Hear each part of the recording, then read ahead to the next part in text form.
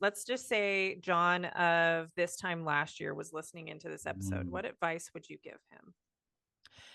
I depending where you're at, like it, it's interesting. I see friends now who are married as long as I was, and I look in their eyes and I see that they're struggling the same thing I struggled with. You know what I mean? Like they're trapped or something's not going right, but they're just sort of like in the same zone.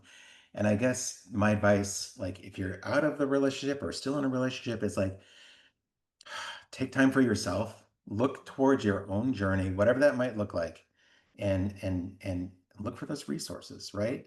And like you can do it in a partnership. I almost wish that I could have had this journey inside that relationship because I think it would have made things stronger.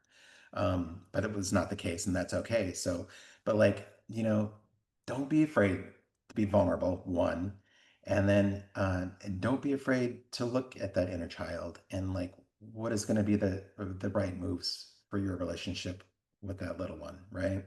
That was huge for me. And like the breath work 100% opened that channel up. And if I would have had that like 3 years ago, oh my gosh, who knows how rich that relationship could have been. It might have completely changed because I would have not had those bad habits anymore and I would have been more free to like experience things for myself, and that's okay. Yeah. So don't be afraid. Um, take the time for yourself, get to know yourself, and find those tools that's going to help it. Breath work, I love. I also like the meditation. I approach it differently than some people do. I'm not as intense. Like some people have to do it very rigid. No, it's everything's on your own timeline, your own journey, Mhm. and every time you make another step, you're going to explore something else and you're going to learn that about yourself. And that's beautiful. Go for it and be that person. Be that person for yourself. I love that, John. I couldn't have said it any better. So